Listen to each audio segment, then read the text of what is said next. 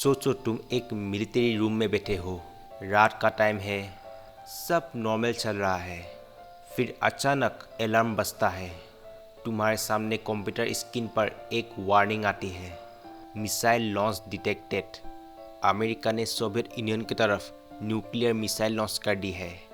तुम स्क्रीन को दोबारा देखते हो, फिर वार्निंग आती है और कुछ ही सेकंड में कंप्यूटर बोलता है कि 5 मिसाइल तुम्हारी तरफ आ रहा है।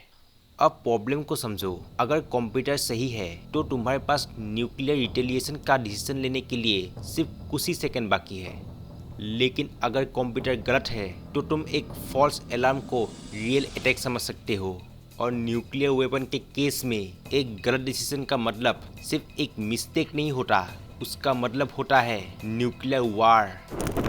26 सितंबर 1983 को सोवियत ऑफिसर स्टेनिस्लेव पेट्रोव भी इसी सिचुएशन में था और उसने वही काम किया जो कंप्यूटर उसे करने को कह रहा था। उसके बिल्कुल ऑपोजिट, उसने कहा वेट।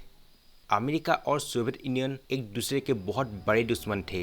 दोनों के पास हजारों न्यूक्लियर वेपन्स थे और दोनों को पता था अगर एक तरफ ने न्यूक्लियर अटैक किया तो दूसरी तरफ भी जवाब आएगा। इसी डर की वजह से अमेरिका और सोवियत यूनियन डायरेक्ट न्यूक्लियर वार से बच रहे थे। इसमें प्रॉब्लम क्या थी? सिस्टम में ट्रस्ट ऑलमोस्ट जीरो होना। 1983 में टेंशन ऑलरेडी हाई थी। सितंबर में सोवियत फोर्सेस ने कोरियन एयरलाइंस फ्लाइट 007 को शूट डाउन कर दिया था। प्लेन में 269 पैसेंजर्स थे, सबकी डेथ हो गई थी। अमेरिका और सोवियत यूनियन का रिलेशन और भी खराब हो गया और इसी एनवायरमेंट में स्टेनिस्लेव पेट्रोव अपनी ड्यूटी पर था। उसे पता नहीं था कि कुछ ही देर में एक कंप्यूटर उसके सामने एक ऐसा सिचुएशन रखने वाला था जहां उसे एक इम्पॉसिबल डिसीजन लेना था।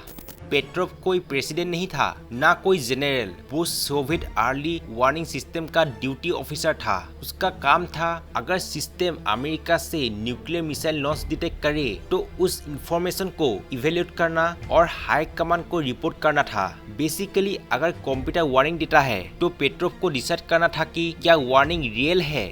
न्यूक्लियर वार में ये डिसीजन एक्सट्रीमली इम्पोर्टेंट था क्योंकि मिसाइल को डिटेक्ट करना और उसके टारगेट तक पहुंचने के बीच बहुत कम टाइम होता है। और फिर 26 सितंबर की रात सिस्टम एक्टिव हुआ। आधी रात के बाद अलार्म बजता है। पेट्रोव स्क्रीन को देखता है, सिस्टम बोलता है कि 1 मिसाइल लॉन्च, और ये मिसाइल अमेरिका से सोवियत यूनियन की तरफ आ रहा था। पेट्रोव को सिचुएशन सीरियस लगती है, लेकिन फिर स्क्रीन पर दूसरा मिसाइल का भी लॉन्च वार्निंग आता है, फिर तीसरा, और इवेंचुअली सिस्टम टोटल 5 मिसाइल को डिटेक्ट कर लेता है।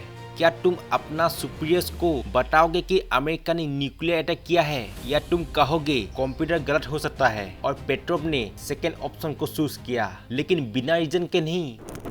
पेट्रोव ने एक सिंपल लॉजिक यूज किया। अगर अमेरिका जेन्युइनली सोवियत यूनियन पर फर्स्ट न्यूक्लियर स्ट्राइक कर रहा है तो सिर्फ 5 ही मिसाइल क्यों फुल स्केल न्यूक्लियर अटैक किया होता, 100 ऑफ मिसाइल्स करता। और एक प्रॉब्लम थी, लेकिन ग्राउंड बेस्ड रेडार ने तो अभी तक अटैक का कोई कंफर्म ही नहीं किया। मतलब एक सिस्टम कह रहा है मिसाइल आ रहा है, लेकिन दूसरा कंफर्मेशन ही नहीं दे रहा। पेट्रोव को यकीन नहीं था कि वार्निंग सच था, उसके पास बस जजमेंट था और उसने सोचा ये फॉल्स अलार्म हो सकता है। उसने अटैक को इमीडिएटली जेन्युइन रिपोर्ट नहीं किया और फिर वेट किया।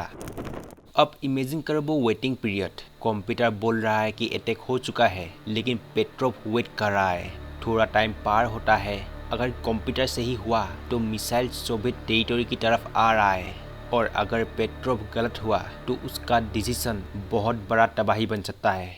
लेकिन फिर कुछ नहीं होता, कोई मिसाइल इम्पैक्ट नहीं, कोई न्यूक्लियर एक्सप्लोजन नहीं, कोई कंफर्म अटैक नहीं। वार्निंग फॉल्स थी। अमेरिका ने सोवियत यूनियन पर कोई मिसाइल लॉन्च नहीं की थी। लेकिन फिर सवाल आता है, कंप्यूटर ने ये वार्निंग दी क्यों?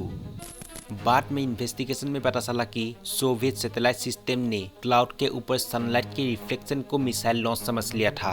सिंपल लैंग्वेज में सैटेलाइट ने एक अनयूजुअल लाइट पैटर्न देखा, सिस्टम ने उसको इंटरप्ट किया, मिसाइल लॉन्च हो चुका है, और वही इंटरप्रिटेशन सोवियत कमांड सेंटर तक पहुंच चुका था। मतलब समझ सकते हो कि न्यूक्लियर वार का वार्निंग सिग्नल एक टेक्निकल एरर था, और ये कोल्ड वॉर की सबसे स्कैरी रियलिटीज में से एक थी। न्यूक्लियर वेपन्स के साथ सिर्फ एनिमीज डेंजरस नहीं थे, फॉल्स अलार्म भी बहुत डेंजरस थे।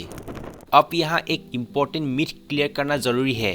इंटरनेट पर तुम्हें बहुत बार मिलेगा स्टेनिस्लेव पेट्रोव सेव द वर्ल्ड, लेकिन ये स्टेटमेंट ओवर सिंप्लीफाइड है।